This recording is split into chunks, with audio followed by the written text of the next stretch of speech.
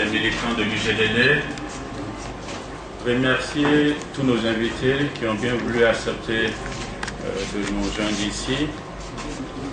Pour tous ceux également qui n'ont pas eu le temps d'être parmi nous, mais qui se sont excusés.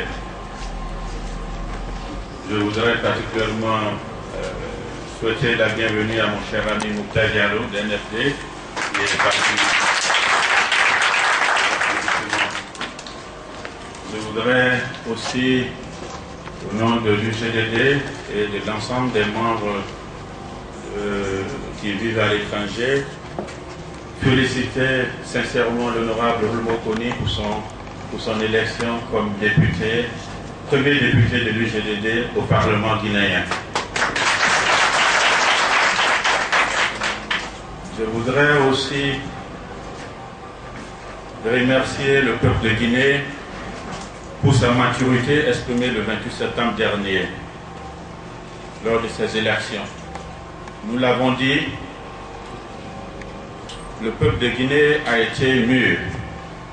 La maturité s'est exprimée par ce taux record de participation de plus de 60% à ces élections. Donc, félicitations au peuple de Guinée, et je souhaite également des applaudissements.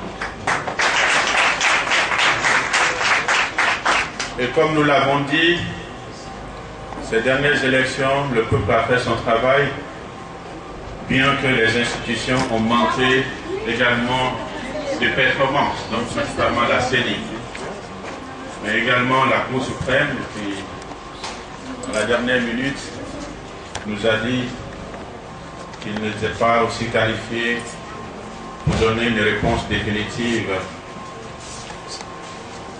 aux questions et aux plaintes qui ont été portées par les partis politiques. Ceci dit, l'UGDD a été le premier parti et a dit acceptons ce minimum de notre institution.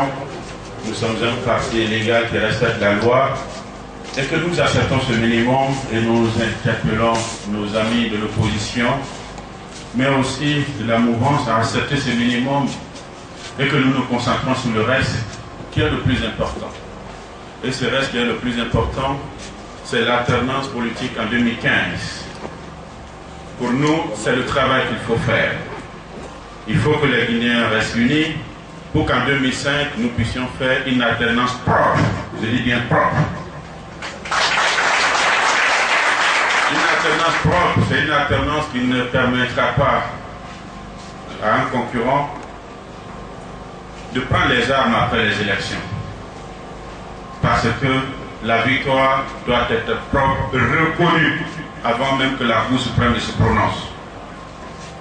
Une alternance propre, c'est une alternance qui ne permettra plus à l'armée d'intervenir dans le jeu politique guinéen, parce que les acteurs politiques seront tous d'accord du résultat et vont accepter clairement que celui qui est élu est vraiment l'élu du peuple de Guinée.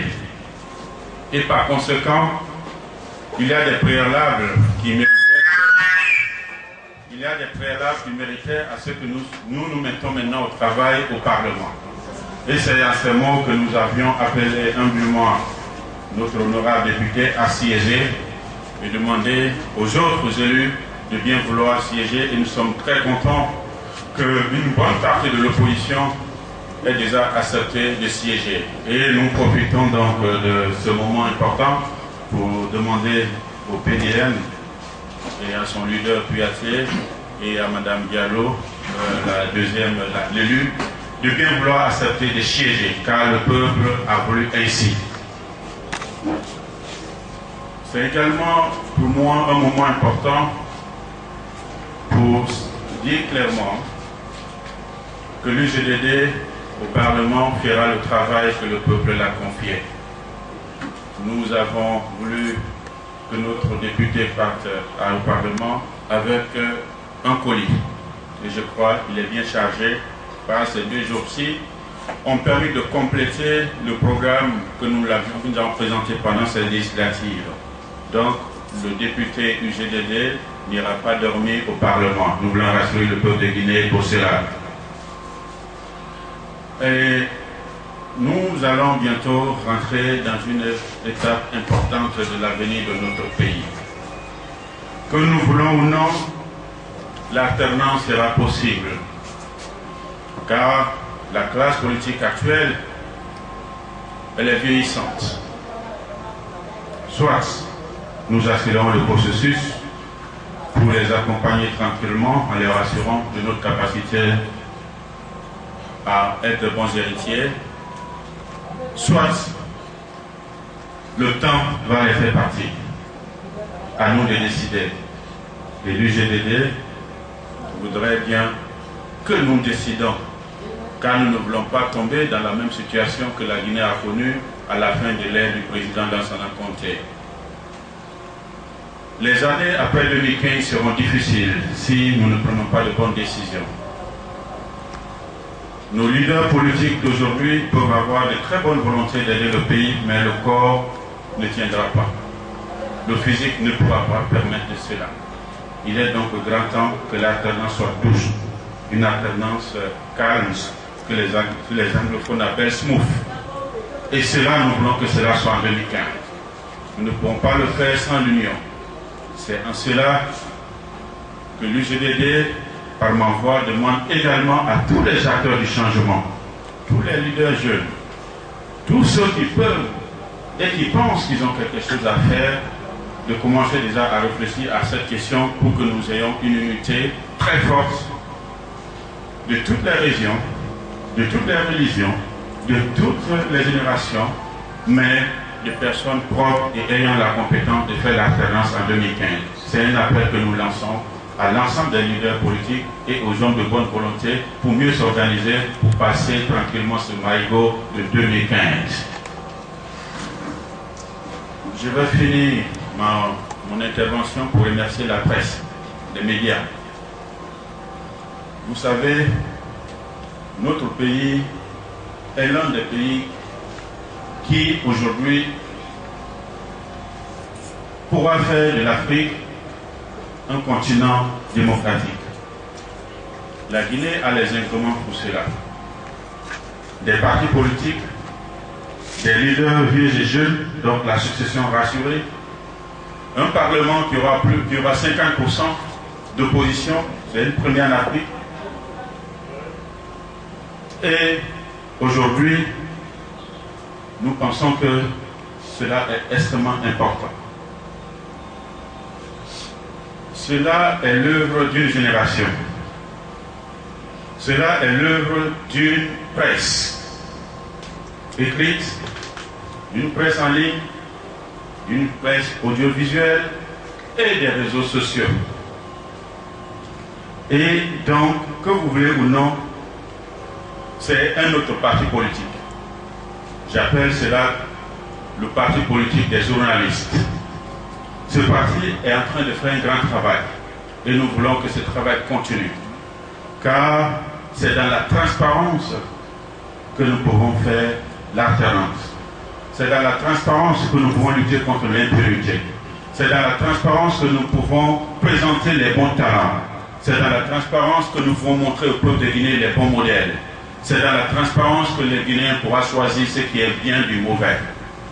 Et la presse est en train de faire ce travail, c'est pourquoi je les interpelle.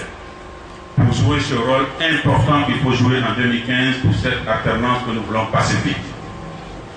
Mon dernier mot revient à la justice. J'avais dit ici que sans la justice, rien n'est impossible. Rien n'est possible, je veux dire. Car le sujet le plus important qui nous préoccupe ici, aujourd'hui en Guinée, c'est la paix. Sans la paix, nous ne pouvons pas faire de la politique. Sans la paix, aucun opérateur économique ne peut prospérer. Sans la paix, rien ne sera possible en termes d'investissement. Sans la paix, nous ne pouvons pas éduquer. Les enfants n'iront pas à l'école.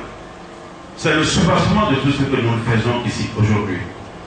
Et le capital humain, que j'appelle passif ou actif, de tout parti politique, c'est l'être humain. Donc, comment pouvons-nous obtenir absolument la paix et qu'il y ait moins de morts, qu'il y ait moins d'enfants qui versent le sang ici? Je pense que cela sera possible à une et une seule condition: que la justice fasse son travail. Je ne demanderai pas aux Guinéens de s'aimer. c'est de la démagogie. Je ne demanderai pas aux Guinéens de se marier entre eux pour que la paix règne, c'est de la démagogie, c'est libre. Je ne demanderai pas aux Guinéens de m'aimer non plus. Je ne demanderai pas à aucun Guinéen de vouloir la paix uniquement parce qu'on l'a forcé. Mais je voudrais juste que les Guinéens respectent la loi. Je voudrais que les Guinéens respectent la loi. Je voudrais que la justice fasse appliquer la loi. La loi est la norme supérieure.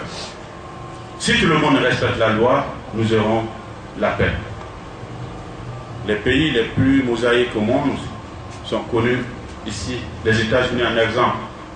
Il y a des milliers d'ethnies, des milliers de races, des milliers de religions. Et ils ne s'aiment pas.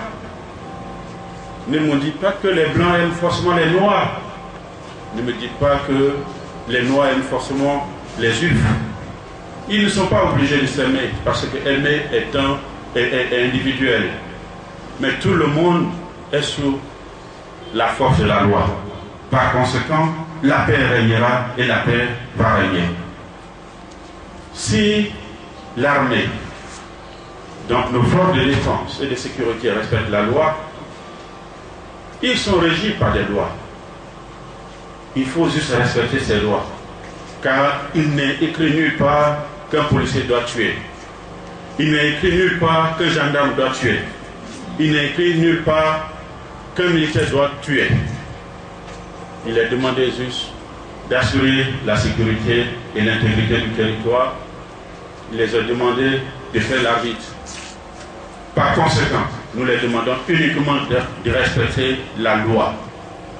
Et pour cela, nous avons proposé l'année dernière que la justice soit indépendante pour qu'elle puisse dire la loi. Et pour que la justice soit indépendante, nous avons proposé que les procureurs de la République soient élus. C'est une proposition phare que nous voulons que nos députés, je suis heureux que Olmokoni, ils sont assis ici et Mouktar sont là, les honorables députés, qui vont porter cause cette loi. Car si le procureur de la République est élu, personne ne me dira plus que ce taximan qui a été tué à Mamou, si ses parents n'ont pas les moyens de porter plainte, le procureur de la République va porter plainte. Les 200 ou 300 personnes qui sont mortes à Zérékoré ces derniers moments, si les parents ne sont pas prêts à porter plainte, le procureur de la République qui sera basé à Zérékoré va porter plainte. Et il fera tout pour poursuivre. S'il ne le fait pas, les électeurs vont décider 5 ans après de son sort. Par conséquent, il fera son travail. C'est en cela que je demande que la justice soit la priorité des priorités. Et sur ce, je termine par vous dire merci encore pour cette mobilisation. Merci aux militants qui ont fait ce déplacement, les représentants qui sont venus de Beila, de Zérékoré, de Sigiri, de Kankan, et partout, de Bokeh, de Kidia, pour dire que je suis de cœur avec vous. Vous pouvez compter sur l'UGDD et nous pouvons compter sur vous. Je vous remercie. Merci. Merci infiniment pour ce brillant exposé. Les journalistes qui ont voulu poser ces 3 questions importantes. La première question, c'était le positionnement de l'UGDD. Et je crois que là, nous avons dit un parti politique est une organisation, c'est une institution.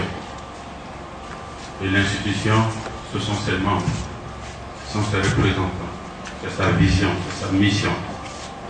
Et ces 2 jours-ci ont permis à cette université de débat de longue haleine cette question. Et la réponse est tombée par cette déclaration devant vous, devant l'ensemble des militants. Du PGD, si c'était un fiancé, je vous dis clairement que le fiancé est célibataire. Une commission a été mise en place ici et approuvée par l'ensemble des représentations de l'intérieur, de Conakry et de l'extérieur pour bien rester à côté de la nouvelle célibataire. Quiconque voudrait un mariage, évidemment, il devra avoir les parents. C'est cela. Voici la décision.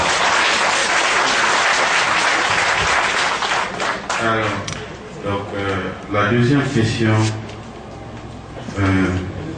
capitaine Dadis Camara et l'UGDD. Notre position a toujours été claire sur cette question, n'est-ce pas? Nous avons dit clairement que l'UGDD est un parti qui veut que la justice soit au-dessus de tout dans ce pays. Les considérations politiques n'ont pas de force sur la loi. Les considérations diplomatiques n'ont pas de force sur nos lois. Les considérations ethniques et religieuses n'ont pas de force sur la loi. La loi est la priorité. Et nous pensons que tous ceux qui sont en conflit avec la loi et tous ceux qui se sentent être en insécurité en Guinée et qui sont à l'étranger, dans le cadre d'un exil, il est de nos devoirs, et je demande à nos humbles députés qui viendront bientôt au Parlement de faire de cette question une priorité. Nous ne pouvons pas faire de réconciliation nationale tant que ceci ne soit en Guinée. Nous voulons que le capitaine Dadis Camara, le général Sekouba, qui déclare parfois publiquement qu'il se sent en insécurité à Guinée, le frère Baouri, qui en France se dit être condamné et en conflit avec la loi, qui se sent en insécurité à Guinée, et il est de nos devoirs de les rassurer que la Guinée cesse ses œuvres et qu'ils viennent librement et qu'ils soient convoqués dans les normes pour que s'ils ont un problème avec, qu'ils soient en conflit avec la loi, qu'un juge soit commis, que les avocats soient mis en place, que soient dédiés et que la justice fasse son travail pour que ses frères et sœurs puissent bénéficier de ce que la Guinée peut absolument les donner en tant que fils. Et le capitaine Dadis Camara, elle n'est pas forcément, vous allez me dire, tu n'es pas obligé. Non.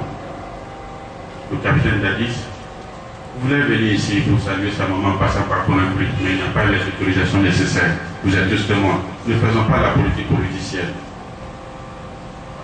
Ne faisons pas la politique politicienne. Et c'est pourquoi je demandais aussi aux autres leaders de faciliter cela. Car nous en avons besoin pour la réconciliation nationale. C'est une question importante si nous voulons réconcilier les Guinéens. Si Baouri se sent en insécurité, il faut l'assurer pour qu'il vienne. Si ses pouvoirs se sentent en insécurité, il faut l'assurer. S'il y a d'autres innocents qui sont à l'étranger, qui se sentent en insécurité, nous devons les assurer, car la Guinée doit être une havre de paix. C'est cela notre position. Et nous avons dit, ça répond également à la troisième question concernant CNDD, UGDD. L'UGDD, c'est un parti qui veut la rupture. Une nouvelle génération, pour une nouvelle mission, pour une nouvelle Guinée. Et vous allez me dire, depuis 1958, la vraie rupture que nous avons sentie en Guinée, c'était en 2009. Mais cette rupture, vous le savez, qui était capable de mettre à la retraite 22 généraux à l'époque? Qui était capable de faire la rupture avec le passé, avec le narcotrafic, ou de l'armée jusqu'aux civils? Cette gangrène avait pris le pays en main. Où il était impossible à la Banque centrale de faire une politique monétaire correcte, parce qu'il y avait des milliards qui rentraient en informel, qui ne sont pas compris par le système bancaire. Où il était impossible de dire à ton enfant d'étudier parce que tu seras grand. Parce qu'il va te dire, mais mon père, tu as fait 25 ans d'études, mais voilà ce monsieur qui a des immeubles, qui roule dans une rumeur. Pourquoi veux-tu que je fasse comme toi? Pour que tu sois aussi pauvre, alors que celui-ci, il n'a même pas étudié, mais il est le plus riche. Les enfants étaient contraints de suivre la voie de la facilité. Ces jeunes militaires, avec beaucoup d'ambition, nous ont fait cette rupture. C'est la première fois en Guinée où notre pays était privé de budget, de financement étranger.